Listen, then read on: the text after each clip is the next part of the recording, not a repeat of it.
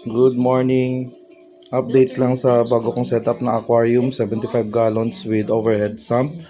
Bali, nilagyan ko siya ng drift food na napulot ko dun sa bakanting lote. Bali, isa siyang talisay. Yan, medyo lumulubog-lubog na. More than 1 week na rin siya dyan. Hopefully by 2 or 3 weeks, totally submerged na siya.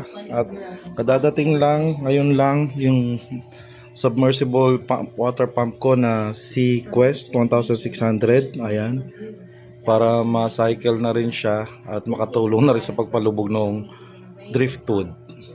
Bali, akala ko mahina yung 1600 na model kasi kadalasan ang suggest talaga nila o recommend nila sa 75 gallons ay 2200, pero hindi po, malakas po talaga siya.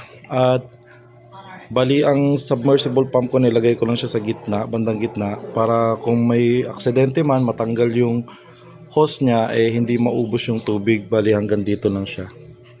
Yan po. Abangan nyo na lang po pagka totally na setup ko na siya. Bali, slow process lang.